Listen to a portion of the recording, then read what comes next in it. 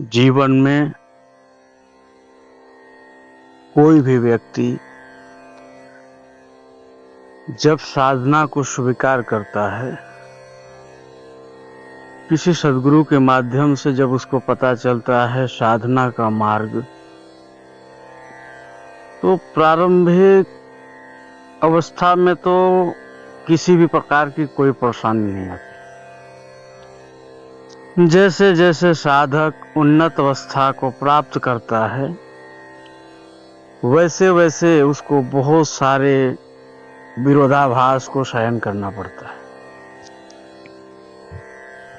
तो आज हम लोग इसी पर प्रकाश डालेंगे।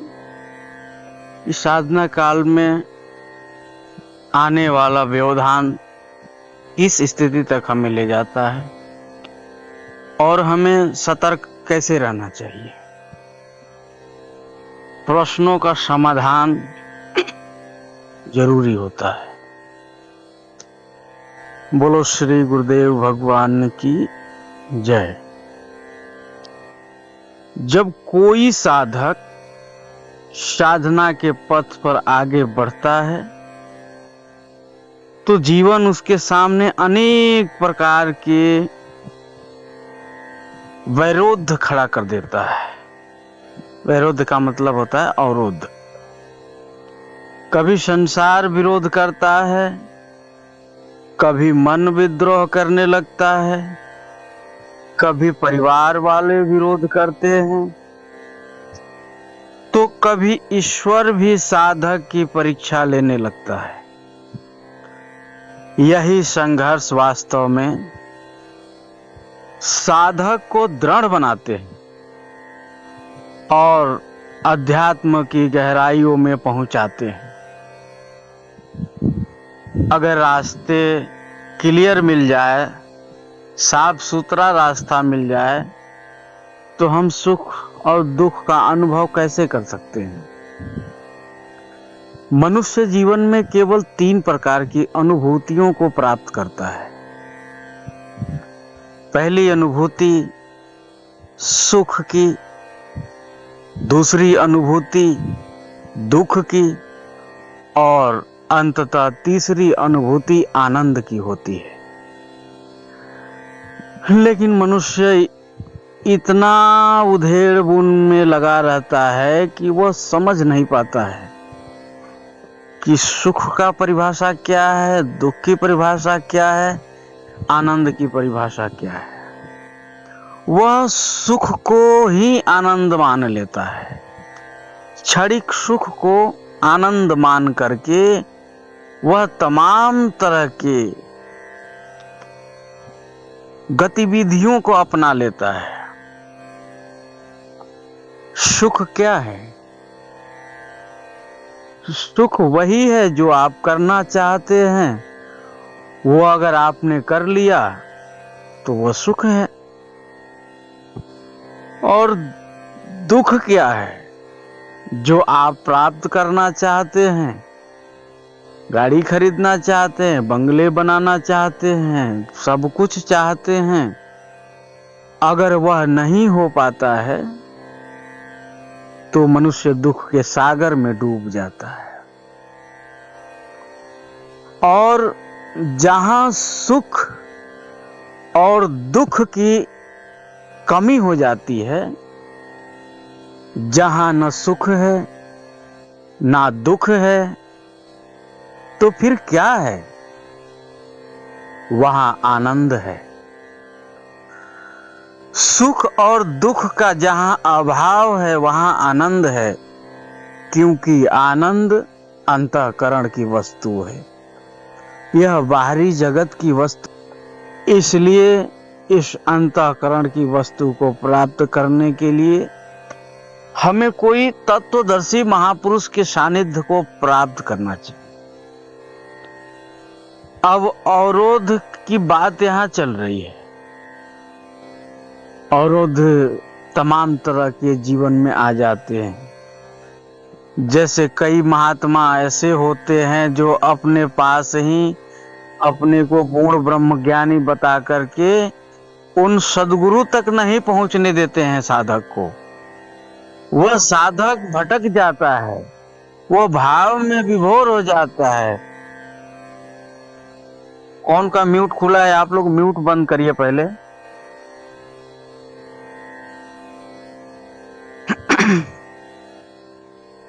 ओम, सब लोग म्यूट पे रखिए, सत्संग का आनंद लीजिए ना। अभी हम क्या बोल रहे थे? कोई मुझे याद दिलाओ।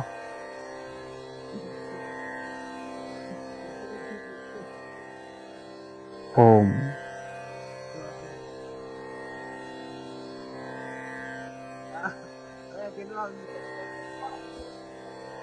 हाँ ठीक ठीक। ओम, बोलो गुरुदेव भगवान की जय। डिस्टर्ब हो जाता है सत्संग। तो कई ऐसे संत महात्मा होते हैं जो खुद को ब्रह्म ज्ञानी बता करके साधक को इतना भ्रमित कर देते हैं कि वो बेचारा सद्गुरु के सानिध्य को प्राप्त ही नहीं कर पाता है। आप सबको यह जानकारी होनी चाहिए कि यह संसार दुख का सागर है और इस संसार में दुख के सागर में सुख को खोजना मोती ढूंढने के समान है। सागर के अंदर ही मोती छुपा होता है, उसी प्रकार दुख के पीड़ा के अंदर ही आनंद छुपा होता है। बस उसका पता हमें मिल जाए आनंद का, तो आनंद में आप डूब जाएंगे। भगवान बुद्ध ने घर का त्याग किया था, किस लिए? सारे सुख सुविधाओं सब कुछ उनको प्राप्त था, उनको शांति चाहिए थी, उनको आनंद चाहिए था। यह संसार की बहुत क्षणभंगुर वस्तुओं से वो चिपकना नहीं चाहते थे। तो यह संसार दुख का सागर है और इस सागर में सुख को ढूंढना मोती के ढूंढने के समान है। तो क्या इस सागर में मोती मिलेगी? अवश्य मिलेगी। यह संसार तम से भरा है, तम का मतलब अंधकार होता है। यह संस्कार तम से भरा है, यह संसार तामसी वृत्तियों से भरा है, पूरा अंधेरा ही अंधेरा है। तो क्या इस संसार में उजाला कहीं नहीं है? है। इसी अंधेरे संसार में जगह जगह पर तत्वदर्शी महापुरुष बैठ करके ध्यान साधना कर रहे हैं और अपने अनुयायियों को ध्यान साधना का मार्ग बता रहे हैं। तो हमें प्रकाश कहां मिलेगा? इन संसार की क्षणभंगुर वस्तुओं में हमें प्रकाश नहीं मिलेगा। यह समाप्त होने वाली वस्तु है। हमें प्रकाश मिलेगा कोई तत्वदर्शी महापुरुष के शरण सानिध्य में। ऐसे महापुरुष के शरण सानिध्य को जब आप प्राप्त करेंगे तब इस अंधेरे में भी उजाला हो जाएगा। फिर वैसे ही सब कुछ खत्म हो जाता है, वैसे ही वासनाएं खत्म हो जाती है, तृष्णाएं खत्म हो जाती है। जैसे सूर्य के उगने के बाद अंधेरा समाप्त हो जाती है, उसी प्रकार जब हमारे हृदय में परमात्मा का प्रकाश जब फैलता है, परमात्मा के सद्गुरु के स्वरूप का प्रकाश जब फैलता है, हमारे अंदर से विकार धीरे धीरे नष्ट हो जाते हैं, स्वतः ही समाप्त हो जाते हैं। तो बिना सद्गुरु के भवसागर पार करना संभव कोटि में नहीं है। हमें अच्छे कोई महापुरुष जब भगवान आदेश करे, जब हमारी आत्मा जिन महापुरुष को स्वीकार कर ले, और ऐसे भी संसार में गिने चुने ही कुछ ही महापुरुष होते हैं, गिनती के नहीं होते हैं कि इतने हो गए, 1000 हो गए, 2000 हो गए, ऐसे नहीं होते हैं। कोई कोई बिरला महापुरुष होता है जो योग जानता है और योगेश्वर की स्थिति में विराजमान होता है। ऐसे ही आज के समय में, आज के युग में हम सब अंधेरे में भटक रहे थे। हम सबकी पुकार थी कि कोई महापुरुष का दर्शन हो, कोई महापुरुष का शरण सानिध्य प्राप्त हो। ठीक उसी प्रकार हम लोगों को गुरु महाराज मिले, जिस प्रकार शबरी को राम मिले, जिस प्रकार निषाद राजगुह को राम मिले, जिस प्रकार केवट को राम मिले, जिस प्रकार जटायु को राम मिले, अनेकों महापुरुषों को जिस प्रकार राम मिले, उसी प्रकार हम लोगों को गुरु महाराज मिले। इतना डिस्टर्ब कर रहे हैं लोग सत्संग में।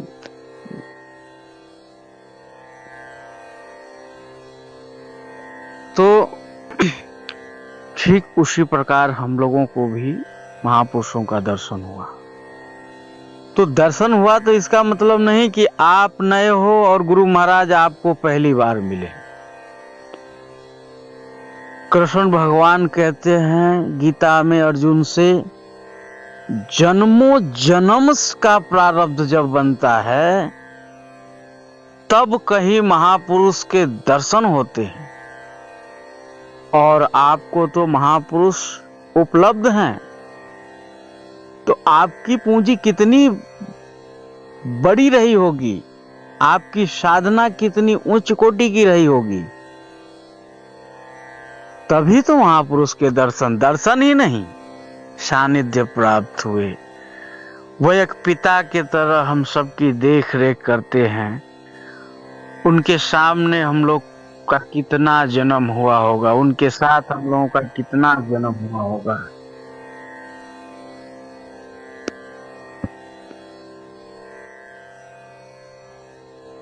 आप बहुत डिस्टर्ब हो रहे हैं सत्संग में। तो ऐसे ही जब वह मिल गए हैं तो सबसे कठिन विषय होता है आत्मसमर्पण करना। आत्मसमर्पण सबसे कठिन विषय है।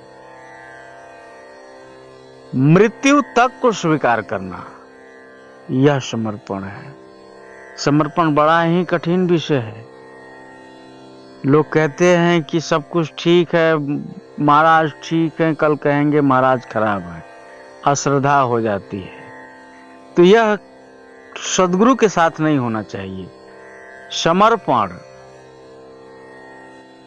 वह अगर कह दें कि गर्दन काट के तुम रख दो, तो गर्दन काट के आपको रख देना चाहिए।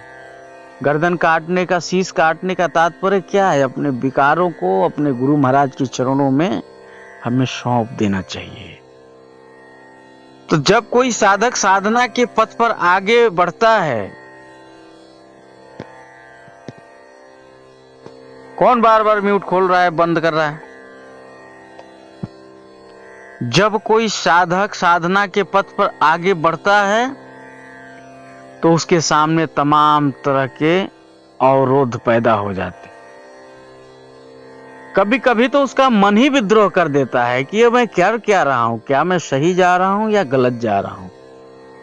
अगर सद्गुरु का निर्देशन में साधक न चले तो वह बार बार विचलित होता है, बार बार उसको भगवान ढाढ़स बढ़ाते हैं, बार बार अनुभव देते हैं। भगवान राम टेक के पक्के थे, इसलिए कामयाबी पा गए। माया बार बार रुलाती है, हमें गिराती है, हमें धक्के मारती है, लेकिन परमात्मा वह सद्गुरु सदैव हमारे साथ खड़े होकर पीठ थपथपाते हैं, कहते हैं तुम घबराओ नहीं, तुम चिंता मत करो, हम तुम्हारे साथ सदैव रहने वाले हैं। क्योंकि सद्गुरु, गुरु कोई शरीर हाड़ मांस का नाम नहीं है।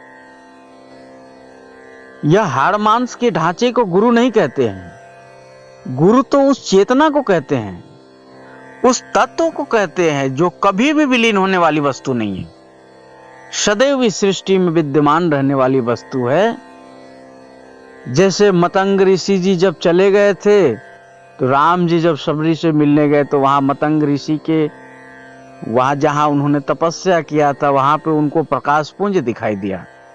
उसी प्रकार जब महापुरुष दुनिया को छोड़ के भी चले जाते हैं फिर भी उनकी चेतना, उनकी ऊर्जा, उनका तत्व इस प्रकृति के अंदर ही विद्यमान रहता है। यह प्रकृति उसको संभाल के रखती है, यह धरोहर है, इसलिए चिंता नहीं करना चाहिए।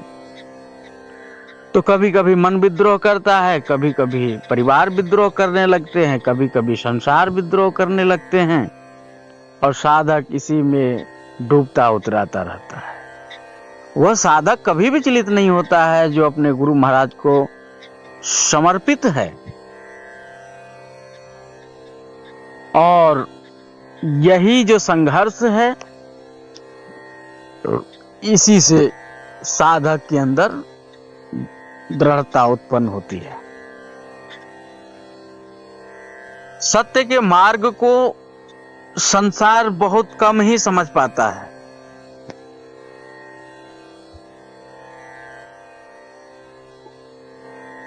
सत्य के मार्ग को संसार बहुत कम ही समझ पाता है। जो साधक भोग विलास वासना मोह से हटकर ही नहीं, दूर हटकर ईश्वर की ओर बढ़ता है, उसका उपहास किया जाता है। लोग कहते हैं देखो यह क्या कर रहा है। लोग प्रश्न करते हैं तुम्हें साधना से क्या लाभ होगा? जीवन तो विलास में है, तप में तो कुछ भी नहीं है, क्यों कर रहे हो यह सब? आखिरकार यह नियम ही है। आप अच्छे कार्य करेंगे, 10 लोग आपको उस कार्य को खराब करने के लिए खड़े हो जाएंगे। तो यह जो आपको भड़का रहा है, यह कोई दूसरा नहीं है, यह आपकी चित्तवृत्ति है। जब साधक साधना करने लगता है तो वह चित्तवृत्ति पहले वेश्या का काम करती है।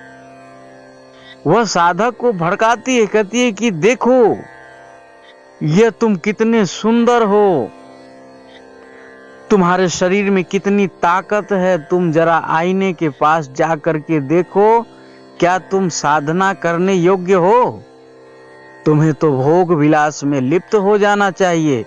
ये कौन कहता है बार बार? वो चित्त वृत्ति कहती है, जो हमारे अंदर ही बैठी है, जो हमारे चित्त को बार बार इधर से उधर घसीटने का काम करती है। वो कहती है कि ये साधना लूले लंगड़ों का काम है, अपंगों का काम है। आप तो युवा हो, आप तो ठीक ठाक हो, आपको साधना करने की क्या आवश्यकता है? वह चित्त वृत्ति बार बार भटकाती रहती है। तो साधक बचता कब है? साधक तब बचता है जब वह परम वैरागी हो।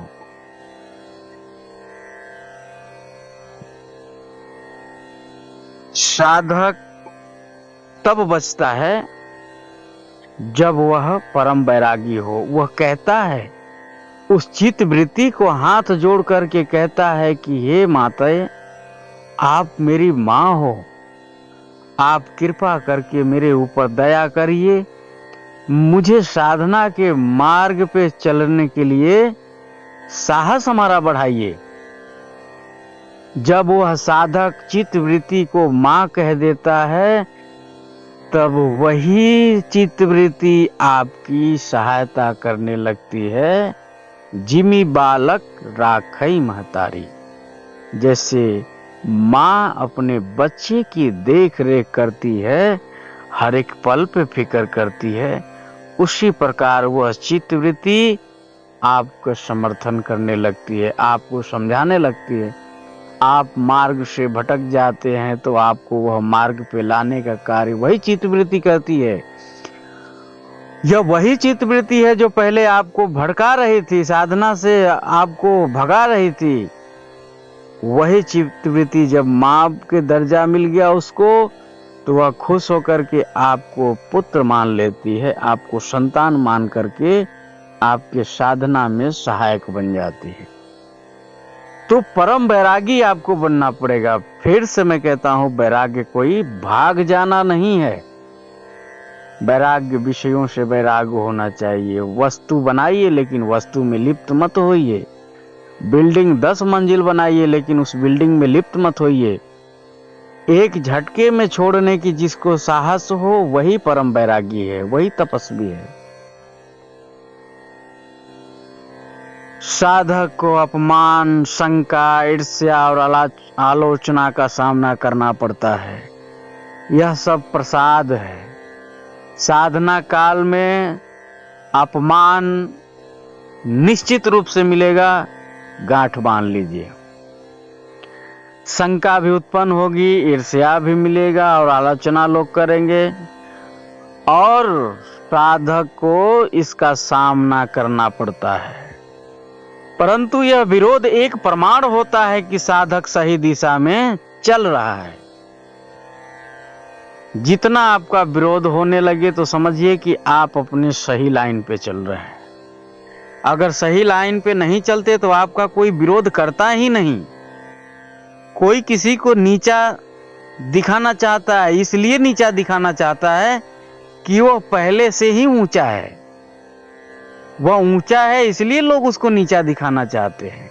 वो पहले से विद्वान है इसलिए उसको मूर्ख बताते हैं। इसी प्रकार साधक को सब कुछ सहना पड़ता है। यह प्रमाण है कि आप सही दिशा में चल रहे हैं। संसार उनकी निंदा करता है और असत्य की नींव हिलाते हैं। विरोध ही इस बात की घोषणा है कि साधक अब साधारण नहीं रहा है। जब तक वह साधारण था, जब तक उसके अंदर भजन की जागृति नहीं थी, जब तक वह भजन को समझ नहीं पाया था, तब तक उसका कोई विरोध नहीं किया। और वो जैसे जैसे साधना के मार्ग में आगे बढ़ते चला जाता है, यम, नियम, संयम, आसन, प्राणायाम, प्रत्याहार, धारणा, ध्यान, समाधि, यह सब 8 अंग साधना के हैं। इनमें से किसी एक को भी पार पाता है, उसी समय विरोध शुरू हो जाता है। यह संसार है, सदैव विरोध करता है। आंतरिक विरोध भी होते हैं। यह कदापि न भूलें कि आपको केवल संसार के लोग ही विरोध करेंगे। आंतरिक विरोध मन का अंधकार है। जब साधक का मार्ग भीतर की ओर मुड़ता है, तब पहला शत्रु मन बनकर सामने खड़ा हो जाता है। संदेह, भय, आलस्य, पुरानी वासनाएं, यानी कैकेयी का वरदान। कैकेयी का वरदान क्या है? आपकी पुरानी वासनाएं हैं, पुराने प्रारब्ध हैं, पुराने संस्कार हैं, साधना काल में प्रकट होते रहते हैं और पुराने संस्कार उसे रोकने लगते हैं। मन बार बार प्रश्न करता है, मैं कौन हूं? क्या ईश्वर वास्तव में है? क्या मेरी साधना सफल होगी? यानी वो साधक क्या है? संशय में अपने जीवन को जीने लगता है। यह क्या है? यह आंतरिक विरोध है। मन उच्चाटन होने लगेगा, घबरा जाएगा, जाके जंगल में भाग जाएगा, नदी में कूदने लगेगा, कुछ भी करने लगेगा। यह सब मन के अंदर का विरोध है, बाहर का नहीं है। साधक इस स्थिति में पागल जैसा हो जाता है। बाहरी युद्ध सरल है। बाहरी युद्ध से बचने के लिए गुफा में चले जाएंगे महात्मा लोग, जंगल में चले जाएंगे तपस्या के लिए, लेकिन गर्दन भी तो, मुंडी भी तो साथ ही लेके जाएंगे। तो विरोध तो अंतर्मन से होगा। तो इसलिए बाहरी युद्ध सरल है, इससे बचना सरल है। कहीं गुफा में चले गए, कहीं जंगल में जाके एकांत में बैठे हैं, बच गए। परंतु आंतरिक युद्ध अत्यंत कठिन, मन साधक को बार बार गिराता है और भटकाता है। किंतु यही प्रश्न साधक को भीतर की ओर ले जाते हैं। यही प्रश्न ज्ञान के द्वार खोलते हैं। प्रश्न करना बुरी बात नहीं है। प्रश्न आप नहीं करेंगे तो आपके शंकाओं का समाधान नहीं होगा।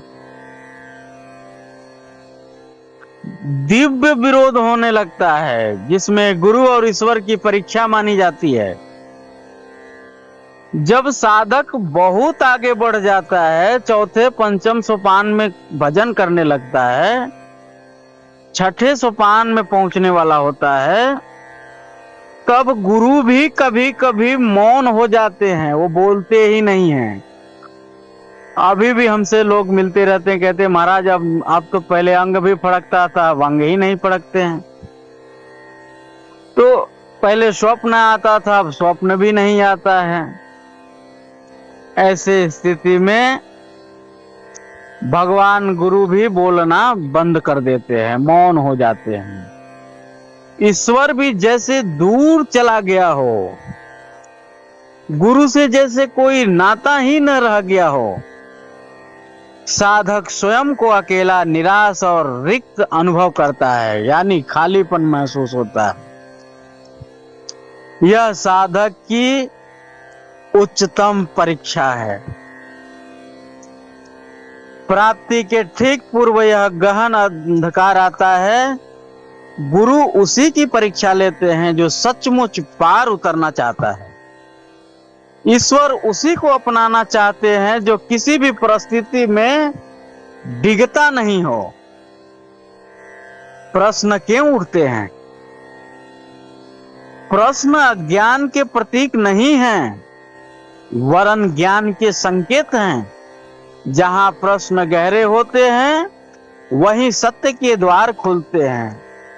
अध्यात्म में प्रश्न पाप नहीं है, प्रश्न ही मुक्ति का आरंभ है। साधक के लिए आवश्यक आचरण क्या करना चाहिए? हमारे यहाँ बहुत तेज बारिश हो रही है, इसलिए आप लोगों को आवाज में डिस्टर्ब आ रही होगी हो रहा होगा। साधक के लिए आवश्यक आचरण क्या है? विरोध के बीच भी पथ पर अड़िग रहना चाहिए। प्रश्नों को दबाना नहीं, उनका समाधान खोजना चाहिए। आलोचना को धैर्य का शिक्षक समझना चाहिए। मन को साधना का साधन बनाना चाहिए। मौन को ईश्वर की वाणी मानना चाहिए। जहां विरोध अधिक होता है, वहीं सफलता अधिक होती है। जहां प्रश्न तीव्र होते हैं, वहीं उत्तर दिव्य होते हैं। जो साधक विरोध देखकर पीछे लौट जाता है, वह संसार में कहीं खो जाता है। जो साधक कहता है मैं किसी भी परिस्थिति में अपने पथ से नहीं हटूंगा, वही अंत में ईश्वर को पा जाता है। उसकी यात्रा ही ज्ञान, मुक्ति और सत्य की यात्रा बन जाती है। बोलो श्री सद्गुरुदेव भगवान की जय।